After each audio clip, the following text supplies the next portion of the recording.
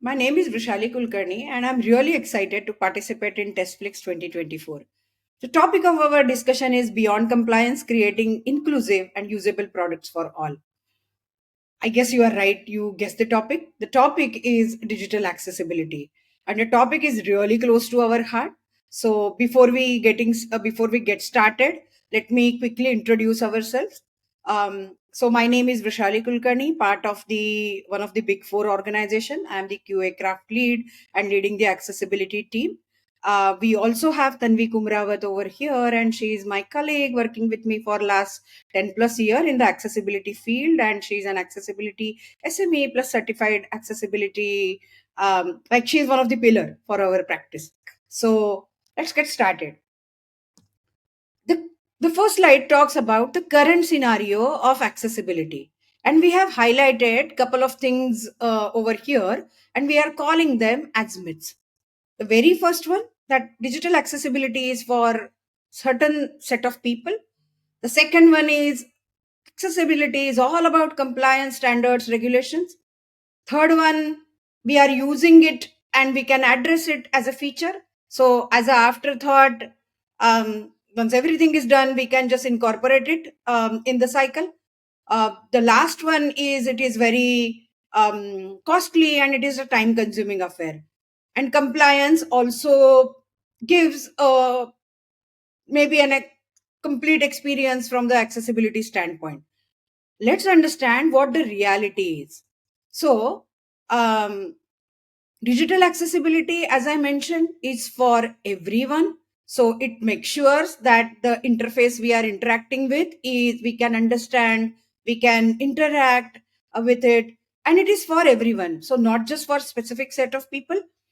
Around 15% of the world population is facing the disability challenge at some point of their life, right? So it is for everyone.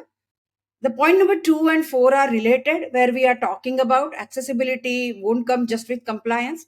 We have to also marry the user experience and empathy with compliance, and compliance is just a bare minimum. So we have to make sure that in our approach, we have to consider a user experience along with the compliance to give the more efficient and more intuitive experience to all the users. Accessibility should be incorporated in the like entire SDLC. Tanvi is going to cover that point. And the last but not the least, I'm going to talk about a story of the Tesco, where they have used accessibility or the digital accessibility as the one of the asset for their business expansion. I'm requesting all of you guys to go ahead and please read about this story and understand how the digital accessibility become one of the important factor to increase customer satisfaction. So accessibility is about all these points, right? So especially now in the year of 2025, accessibility is getting momentum. There are various enablers for that, and the very first thing enabler is there are changes which are made in the legislature and regulations. The to cover the first one, it is an European Accessibility Act, where they have given the deadline to all the site to make it accessibility compliant by June 2025. ADA, which is the American Disability Act, they are incorporating WCAG 2.2 and 3.0. These guidelines are more aligned to the functional and user needs. So you can see that there is a lot of push from legislation and regulation side. The second one is really important, where the demand is coming from user, and because just to highlight, there is a larger number of population which is the aging population, and there is a demand from them. Not just that, the digital natives, which is the Gen Z, they are demanding accessibility, and they are very serious about it to make sure that the digital world is inclusive for everyone, irrespective of they are facing some disability or they are like a normal user. They are also calling out one concept that rather than calling it as a disability, they started calling these situations or these type of specific conditions as mismatch, right? So there's a huge demand from them. And the last but not the least is different enablers in technology side, like AIML. It is there, and it is going to grow a lot. So Just to give a couple of example, eye tracking is, you have seen various usage of it, and it is really a boon for people with physical disabilities.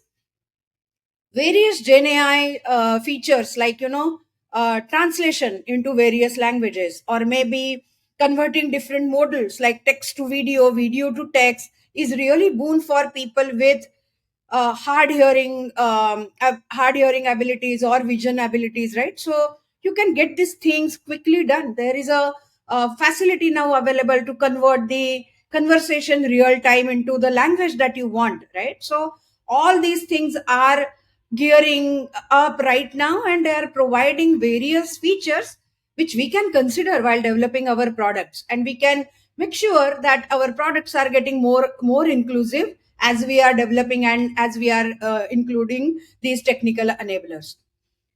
Also, we want to talk, before we get into the how part of it, I want to cover four features or four principles. Nothing about us without us, very strong statement. So we have to include the people with special abilities as part of the entire cycle. Don't just take decisions for them. Don't rely on the research that is available. Use both, right?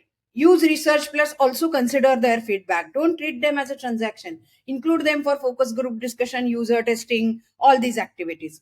The next one is again very important, and focusing on edge cases that gives a room for innovation.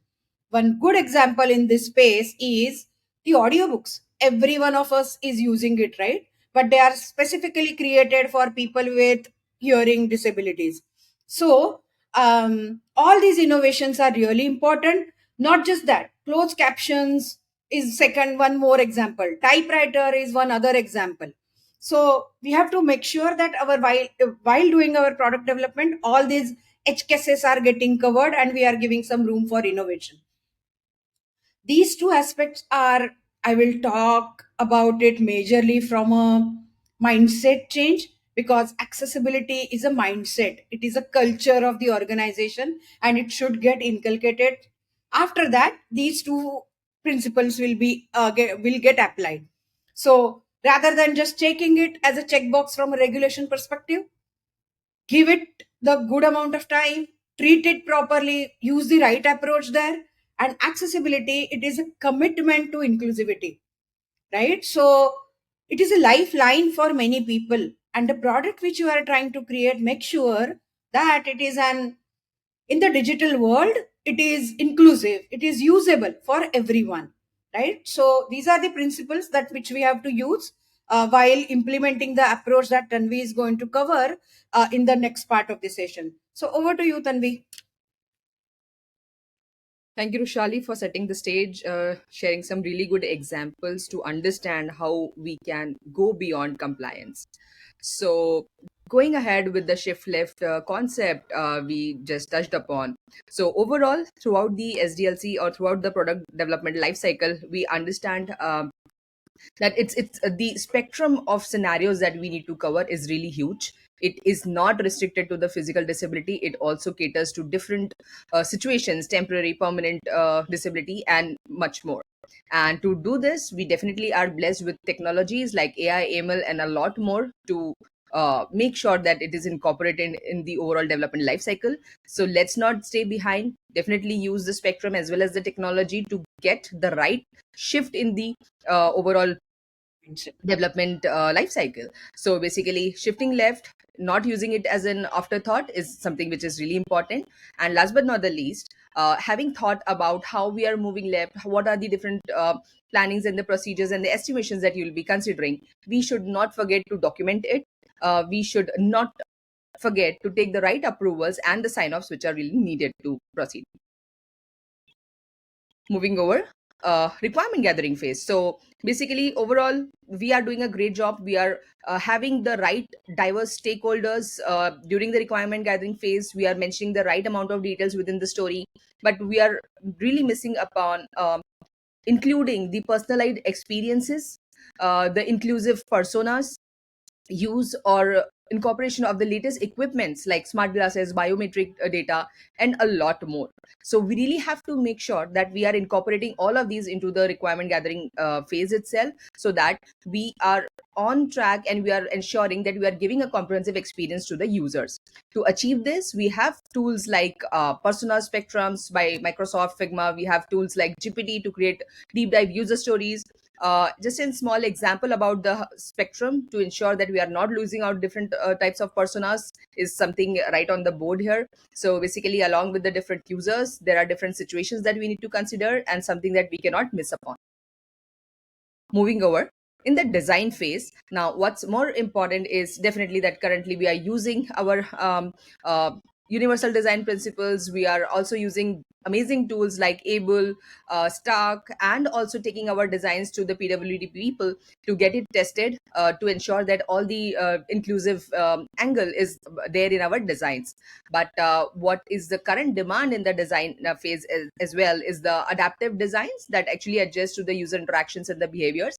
And to do that, we have some amazing tools again. For example, Adobe XD. I'll just give a small example about the same. A tool like Adobe XD, it helps us to create prototypes with the keyboard triggers. So basically, right at the prototype phase, we can actually check how the application will feel to the user who is using the keyboard. Moving to the development phase, we are definitely deep diving into the development phase. We are doing the coding standards right. We are ensuring that the PR reviews are done in a right way. Also, you're doing the required unit testing. But a lot more is expected in the development phase. Definitely, features like dynamic accessibility features, for example, voice command, real-time user interactions, and adjustment related to the preferences, use of information like biometric data and others. A lot of this can be definitely achieved with the current innovations like AI ML for dynamically achieving the UI features, real-time user interface customizations using features like haptic feedback and tactical interfaces. A lot, a lot, and an example of such can be a chatbot as well, which is definitely easing a lot of our lives overall. So that was pretty much a development test phase. Now coming to the testing phase, we are doing a brilliant job. We are doing all levels of testing, be it code scanning, manual testing, screen reader testing, and a lot more, including the governance using some really comprehensive tools like amp level access. What we are lagging behind is expediting to do this with the help of some amazing tools like AIML based automation testing, use of AI driven tools of simulated real world users, extending our application to the innovations like AR, VR, IoT, wearable devices. So a lot of these are actually the angles that we should be starting to think and incorporate in our testing phase as well. And to achieve this, we have like some improved voice recognition available, AI driven assistive technologies, and also some amazing technologies like blockchain that helps us to enhance accessibility in digital transactions. So let's ensure that we are taking care of taking all the available boon which is given to us, and we are ensuring that it's our testing is comprehensive. All right, coming to the user testing phase. Apart from the traditional user testing, one point that I want to highlight over here is we definitely should take our application to the forums like usability net, fable, because these are the forums where we actually have the pwd users who can test and give the right feedback for your users and the application. But a lot more is again needed on the user testing side. We are expected to change the application UI based upon the user test behaviors or the user interactions. And to do this, we can leverage our ML models to analyze user feedback interactions for real-time adjustment, implement scripts to modify CSS for JavaScript based on user feedback, and a lot more. So to conclude, creating truly inclusive and usable products for all is the key here. We are definitely being inclusive beyond compliance after understanding the entire session that you just attended. We have to shift left for success, leverage AI adaptive technologies, and future-proof our overall application through empathy-driven designs. Thank you. Thanks, everyone.